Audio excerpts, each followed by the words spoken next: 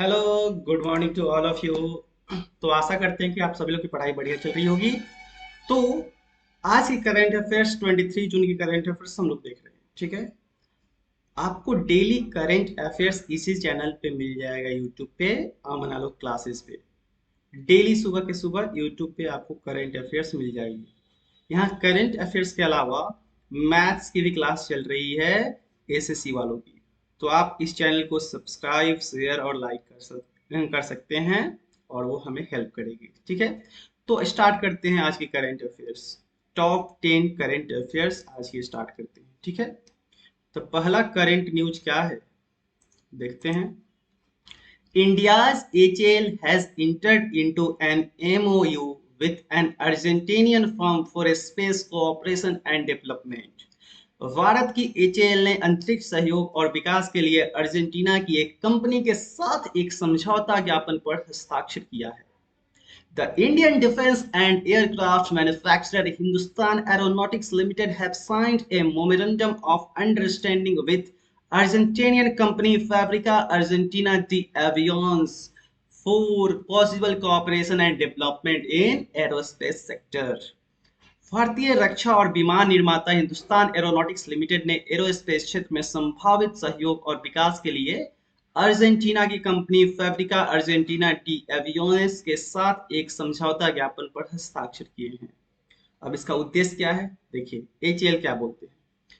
उसके कंपनी के मतलब जो है मेंबर, वो क्या बता रहे हैं कि इसकी जो हस्ताक्षर हुए हैं, जो समझौते हैं, उससे क्या फायदा होगा। सो सी, so HAL said this MOU is to explore the possibilities of cooperation between the two countries in the field of MRO.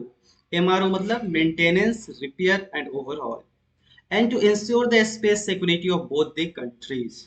HAL ने कहा यह समझौता ज्ञापन एमआरओ के क्षेत्र में दोनों देशों के बीच सहयोग की संभावनाओं का पता लगाने और दोनों देशों की अंतरिक्ष सुरक्षा सुनिश्चित करने के लिए है, ठीक है। ये थी आज की सबसे पहली खबर, मतलब करंट अफेयर्स के मामले में। अब दूसरा देखते हैं न्यूज। दूसरा न्यूज क्या कहता है, या working with UNDP and DAY NULM on a project to promote women promote women entrepreneurship. United Nations Development Organization UNDP has partnered with Deen Dayal Antyodaya Yojana National Urban Livelihood Movement DAYNULM। इसका full form भी याद रखिएगा, कहीं कहीं पूछ लेते हैं exam में। In a joint initiative to empower women in the field of entrepreneurship. It is said to provide partnership support to startups, expansion and development of their own companies, especially in digital economy, electric mobility, waste management, food packaging, economic maintenance and many other sectors. महिला उद्यमिता को बढ़ावा देने की परियोजना पर UNDP और डीएवाई यूएनएलएम के साथ काम करना है।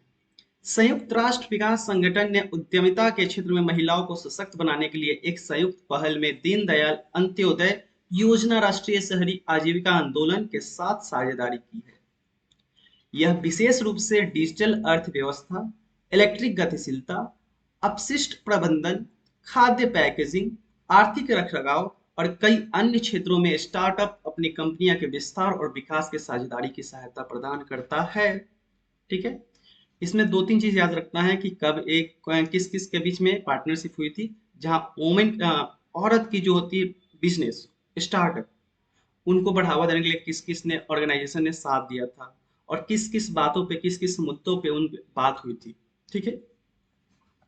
अब अगली खबर है, देखते हैं। Yes, north India first skin bank open in New Delhi. उत्तर भारत का पहला स्किन बैंक नई दिल्ली में खुला। स्किन बैंक मतलब क्या हुआ कि आप अपने स्किन को डोनेट कर सकते हो किसी और को, जिसका चमड़ा झड़ गया हो या फिर किसी को स्किन की जरूरत हो, तो वहाँ स्किन रिपेयर होते हैं ना बड़ी में, तो वहाँ आप स्किन बैंक में आप अपने स्किन डोनेट कर सकते हो। See here, the first skin bank of north India और northern state was inaugurated on June 20 at Safdarjung hospital in New Delhi. उत्तर भारत या उत्तरी राज्यों में पहले स्किन बैंक का उद्घाटन 20 जून को नई दिल्ली के सफदरजंग अस्पताल में किया गया है। Safdarjung hospital said that the center was started with the aim of helping Deceased donors donate their skin to treat injuries caused by fire and other causes. Also, the hospital is planning to open a separate website for a skin bank soon to facilitate this among people. Safdarjung अस्पताल ने कहा कि केंद्र की शुरुआत मृतक दाताओं को आग और अन्य कारणों से लगी चोटों के इलाज के लिए उनकी त्वचा दान करने में मदद करने के उद्देश्य से की गई थी। साथ ही अस्पताल लोगों के बीच इसकी सुविधा के लिए जल्द ही स्किन बैंक के लिए एक अलग वेबसाइट खोलने की योजना बना रहा है। ओके, अब अगली खबर है, देखिए क्या खबर है, प्लीज वेट। या India US defence development ecosystem initiative Indus X launched. भारत अमेरिका रक्षा विकास पारिस्थितिकी तंत्र पहल इंडस एक्स लॉन्च की गई है। Indus X an environmental initiative conference to promote security between India and the US was launched on 21 June in the US capital Washington। Indus x एक क्या है, प्रोग्राम है जो लॉन्च किया गया है कि दोनों देश की जो होती है सिक्योरिटी बढ़े, दोनों देश अपने क्या होता है सिक्योरिटी पे, अपने देश के सिक्योरिटी पे काम कर सकते हैं। ठीक है, साझेदारी कर सकते हैं कुछ बातों को कि कैसे सिक्योरिटी को ठीक किया जाए, कैसे देश की एक्सटर्नल सिक्योरिटी इंटरनल सिक्योरिटी को बढ़िया किया जाए। ठीक है, इसे 21 जून को वाशिंगटन उसके कैपिटल अमेरिका का जो यूएस का कैपिटल है वहां लॉन्च किया गया था इस प्रोग्राम को। ठीक है, उन दोनों बीच में तो इंडिया और यूएस के बीच में जब बात हुई मीटिंग हुई तो उसमें स्टार्ट किया गया इसे। ठीक है, it has been launched with a focus on reforming export control norms and promoting deeper collaboration between government, academic, and industry-based entrepreneurs in various domains, including startups and central government said। Indus x Bharat और America के बीच सुरक्षा को बढ़ावा देने के लिए एक पर्यावरण पहल सम्मेलन 21 जून को अमेरिकी राजधानी वाशिंगटन डीसी में लॉन्च किया गया था। केंद्र सरकार ने कहा कि इसे निर्यात नियंत्रण मानदंडों में सुधार और स्टार्टअप सहित विभिन्न डोमेन में सरकार, शिक्षा, उद्योग और आधारित उद्यमियों के बीच गहरे सहयोग को बढ़ावा देने पर ध्यान केंद्रित करने के साथ लॉन्च किया गया है।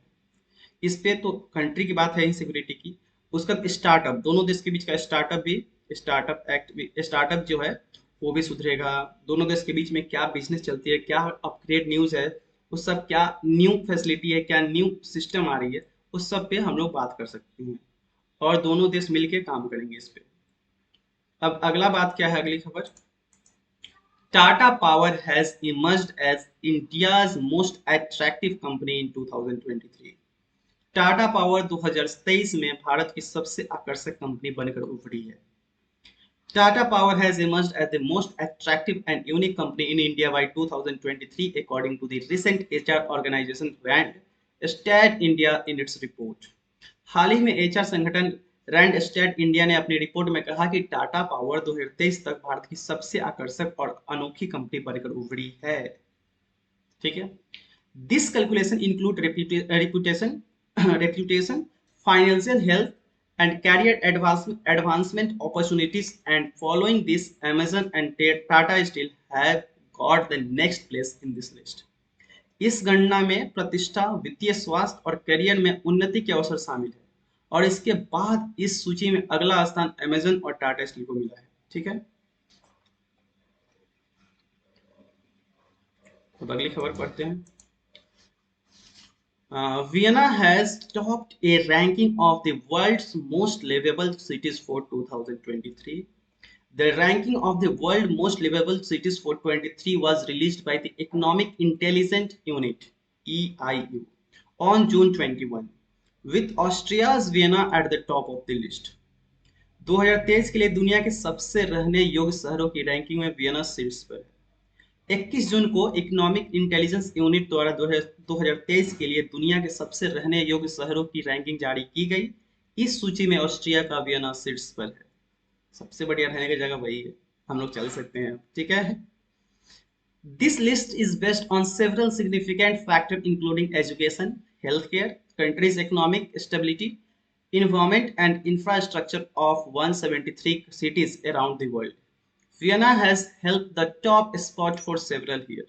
Vienna has held the top spot for several years, followed by Copenhagen in Denmark, Melbourne in Sydney and second, third and fourth places. Sydney in the second, third and fourth places. यह सूची दुनिया भर के 173 शहरों की शिक्षा, स्वास्थ्य देखभाल, देश की आर्थिक स्थिरता, पर्यावरण और बुनियादी ढांचे सहित कई महत्वपूर्ण कारकों पर आधारित होती है। वियना कई वर्षों से शीर्ष स्थान पे है। उसके बाद डेनमार्क के कोपेनहेगन, मेलबर्न के सिडनी दूसरे और तीसरे और चौथे स्थान पर है। ठीक है, अब देखते हैं अगली खबर। The Odisha cabinet has approved an allocation of over 1000 crore 1000 crore for Abadha Yojana. The Odisha state government approved 15 major projects in the state cabinet meeting held on the June 21 under the chairmanship of Odisha Chief Minister Naveen Patnaik. Odisha cabinet ने आपदा योजना के लिए 1000 करोड़ रुपए से अधिक आवंटन को मंजूरी दे दी है। ओडिशा सरकार ने 21 जून को ओडिशा के मुख्यमंत्री नवीन पटनायक की अध्यक्षता में आयोजित राज्य मंत्रिमंडल की बैठक में 15 प्रमुख परियोजनाओं की मंजूरी दी। It is to be noted that the state cabinet has approved an additional allocation of over 1000 crore for the Avada Yojana. The state cabinet has approved the MMSY modified road development project at a cost of 1893 crore with a total length of 1814.92 kilometre. गौरतलब है कि राज्य cabinet ने आबादा योजना के तहत के लिए 1000 करोड़ रुपए से अधिक के अतिरिक्त आवंटन को मंजूरी दी है। राज्य कैबिनेट ने 1893 करोड़ रुपए की लागत से 1814.92 किलोमीटर की कुल लंबाई वाली MMSY मॉडिफाइड रोड विकास परियोजना को मंजूरी दे दी है। ठीक है, अभी क्या होता है इसको, क्या आबादा योजना क्या होता है? आबादा योजना होता है augmentation of basic amenities and development of heritage and architect at Puri. Puri के अगल बगल जो जगन्नाथ मंदिर है उसके अगल बगल के जो रोड है, सड़क है, उनको डेवलप किया जा रहा है इस योजना के तहत। ठीक है, अब अगली खबर क्या है? Karnataka government has launched a portal to improve Bangalore infrastructure development. Karnataka Deputy CM D.K. Siva Kumar has launched a website and aimed at strengthening and improving Bangalore's infrastructure. Karnataka सरकार ने बेंगलोर बुनियादी ढांचे के विकास में सुधार के लिए एक पोर्टल लॉन्च किया है। कर्नाटक के उप मुख्यमंत्री डी.के. शिव कुमार ने बेंगलुरु के बुनियादी ढांचों को मजबूत और बेहतर बनाने के उद्देश्य से एक वेबसाइट लॉन्च की है। It is set up with an aim to get the government to take it seriously by registering guidelines and measures for the city's infrastructure and other development by people and business on this portal. इस portal पर लोगों और व्यापारियों द्वारा शहर के बुनियादी ढांचे और अन्य विकास के लिए दिशा निर्देशों और उपायों को दर्ज करके सरकार को इस गंभीरता से लेने के उद्देश्य से स्थापित किया गया है। ठीक है, ये अच्छी खबर है कि सब लोग अपनी क्या होगा, कुछ न्यूज देंगे, कुछ अपने आइडियाज देंगे। ठीक है, उससे सरकार को पता चलेगा कि क्या चल रहा है, सब कुछ रिकॉर्ड में रहेगा। ठीक है, अब अगली खबर। India women's team won the Asia cup by defeating Bangladesh by 31 run. Bharat की महिला टीम ने बांग्लादेश को 31 रन से हराकर एशिया कप जीत लिया है। India under 23 team on the India U23 team on the Women's Under 23 Asia Cup T20 title with a 31 run win over Bangladesh in the final on June 21. Bharat की under 23 team ने 21 जून को final में बांग्लादेश पर 31 run की जीत के साथ महिला under 23 Asia cup T20 का खिताब जीता। With this victory, the India women's team has shown their talent to the world stage. इस जीत के साथ ही भारतीय महिला टीम ने विश्व पटल पर अपनी प्रतिभा का लोहा मनवा दिया। ठीक है, अब एक और खबर है। क्या आज क्या है? 23 जून है ना? आज क्या 23 जून, इसे आज कहते हैं, आज क्या है? इंटरनेशनल ओलंपिक डे है। International Olympic Day is observed around the world on June 23 every year to commemorate the founding of the International Olympic Committee at the Sorbonne in Paris on June 23, 1894. 23 जून 1894 को Paris के Sorbonne में अंतर्राष्ट्रीय Olympic समिति की स्थापना के उपलक्ष्य में हर साल 23 जून को दुनिया भर में अंतर्राष्ट्रीय ओलंपिक दिवस मनाया जाता है। और इस ओलंपिक की क्या है थीम? Let's move. याद रखिएगा, कोई पूछ सकता है कि कभी एग्जाम में पूछ जाएगा कि ओलंपिक 2023 जो हुए थे उसका थीम क्या था, तो उसका थीम था लेट्स मूव। ओके। इसका उद्देश्य दुनिया भर के लोगों को दैनिक शारीरिक गतिविधि के लिए समय निकालने के लिए प्रोत्साहित करना है। ठीक है, तो आज तक थी इतनी खबर आज की। अब देखिए, इसके अलावा आज आपकी मैथ्स की क्लास चलने वाली है दोपहर में, और करंट अफेयर्स तो आपको सुबह डेली मिल जा रहे हैं। तो इस हमें मेरे साथ जुड़ने के लिए, मेरे क्लास को अटेंड करने के लिए आप मेरे यूट्यूब चैनल अमन आलोक क्लासेस पे